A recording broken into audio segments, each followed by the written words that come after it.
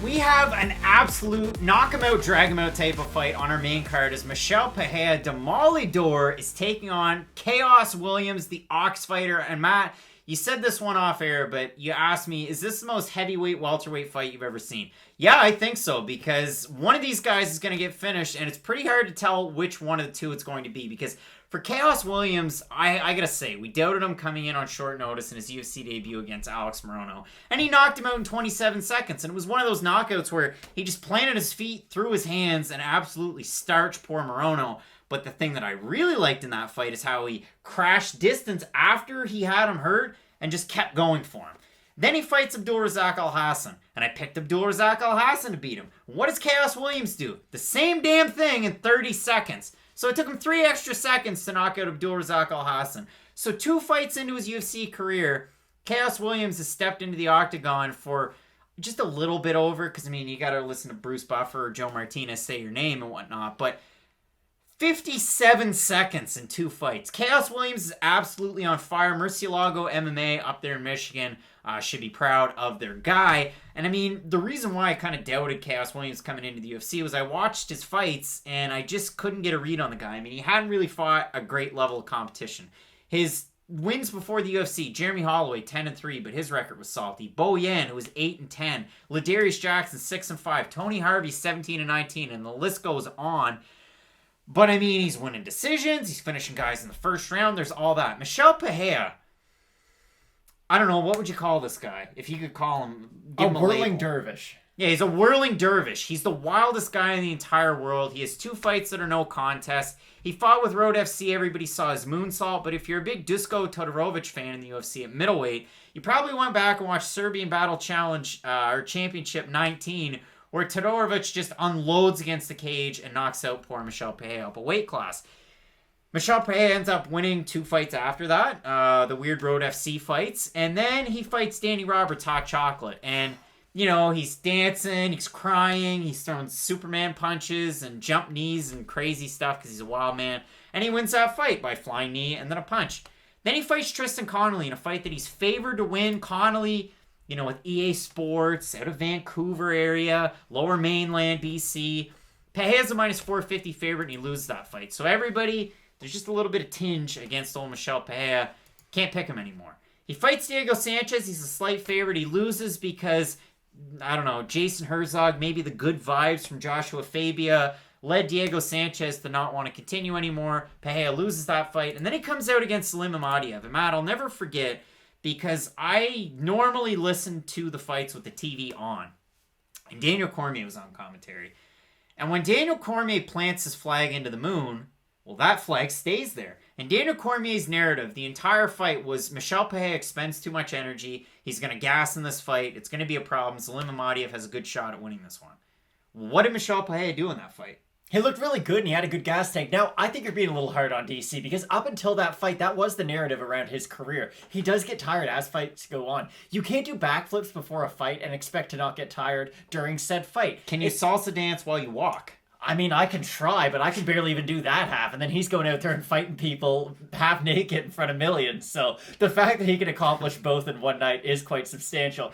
This fight is hard to get a read on, and I always bring it back to something Shannon Briggs had said on the Joe Rogan podcast one time, and I just remember the clip. He had a K1 fight once, and he said, okay, I knew fighting K1 that, yes, I'm going to have to be dealing with kicks, and it's not something I had ever dealt with before. All I have to do is get in range, because if I get in range, it forces it into a boxing fight, and no one in kickboxing is as good at pure boxing as Shannon Briggs. Pretty straightforward. He had that one K1 fight, forgive me, I forget who it was against, but he knocked him out in 30 seconds. He marches forward, he eats a few light kicks, he says how hard they hurt, and then he goes out there, throws one combination, drops the guy. I think that can be brought into this fight quite well because you look at what Michel Pereira does. He does do a lot of the crazier kicks and techniques. He will leave himself open to get hit. And with a guy like Khaos Williams, I know we've both been somewhat dismissal of him up until recently. He really only needs one shot. We can say that a lot in the UFC, but Khaos Williams, when he lands, things stop moving. And Abdulrazak Alhassan, who at one point, really high-level striker, at one point was kind of the hotness at 170, he got flatlined, and it was one of the scarier knockouts you're ever going to see. The fact that Khaos Williams has that much power in his hands is really worrying for Michel Pereira because Pereira is hittable. He does leave himself open. Those crazy techniques do leave a window to be countered. And for Khaos Williams, you only need that one shot. And the reason I'd say this is very much a heavyweight, welterweight fight, both guys are either going to get the finish in the first round or get real tired and kind of sloppy throughout the next 2 rounds. I know Pereira has worked on his cardio. We did see that in the Amadiev fight. But I do think this is going to be one of those, okay, it's either a spectacular finish in 4 minutes or we're going to see some labored breathing throughout the rest of this one. So let's have a look at the Tapology votes because they've been interesting tonight. Out of 730 votes on Tapology, 74% of voters going with Khaos Williams, 86% of them saying he's going to win by knockout. If we have a look at the odds, again, a little bit of a difference here because Khaos Williams, the underdog, opened to plus 150. It dropped. He became almost a favorite around to pick him. He's now a plus 104. So the odds are close now. If we have a look at Brazil's Pereira, open to minus 175. He's now at a minus 129. Again, Matt, this is a difficult one because Khaos Williams is an absolute force right now, and Michel Pereira looked like he really shored up a lot of those holes that he had. And listen, Zalim Amadiev looked bad in the UFC. Really, really bad. He was one of the worst fighters I've seen come in. He was like Hadis Ibrahimov. That's another guy that just came in with a head of steam and then sucked. Or Roman Bogatov. Just terrible. All right, Craig.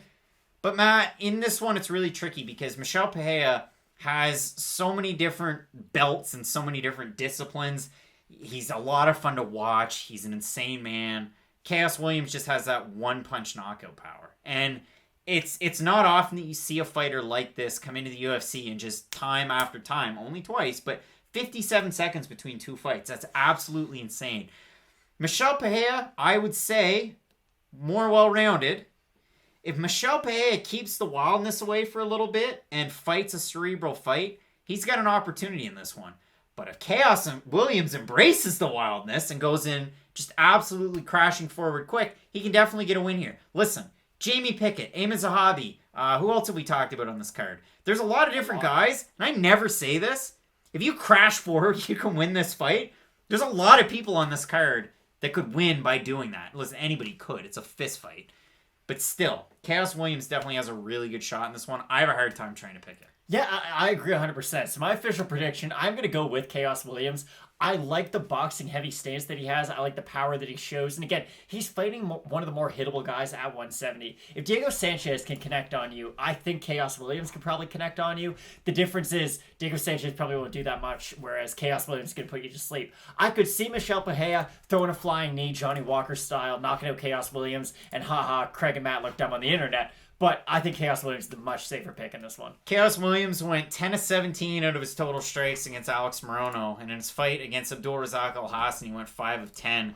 If you want the strike differential, because it's made up, his strikes landed per minute, 15.79 to 3.16. 57 seconds in the octagon in 2 fights. He's all right. It's a tricky one. I'll go hipster pick and I'll disagree with you. Michel Pereira definitely has a method of victory. I think if he starts to incorporate his kicks and he does weird capoeira stuff and he just throws off the timing of Khaos Williams, if he starts throwing kicks, if he starts moving around a lot, a moving target's a lot harder to hit than a stationary target. Morono, when Williams hit him, was square in front of him. When he hit Abdulrazak Alhassan, he hit him and then he crashed forward.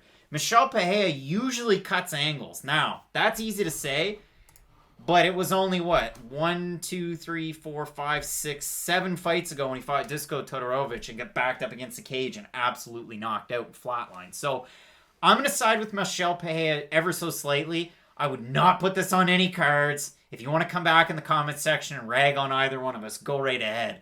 But this is a tricky one to try and predict. If there was ever a Fight Night Picks no pick, this would be it. But I'm going Michel Pereira here. I got Khaos Williams. Again, it could go either way. Someone's getting KO'd. That's pretty much all we can predict. Exactly. Well, really looking forward to it, Matt. Not our most confident. You're going Williams. I'm going Pereira. But again, ask me tomorrow, I might go Khaos Williams. I got to be fully transparent and honest. I mean, let's see these guys on the weigh-ins. Let's see these guys face off and maybe get a better idea by the end of the week. But comment below, because there's not a lot of people picking Michel Pereira over on Tapology, but he is still a favorite. So let us know who you're going with in this fight and the rest of the fights as well. And keep it locked in with Fight Night Picks. We've got a busy weekend coming up. And as we always say with Fight Night Picks, Matt, let's get into it.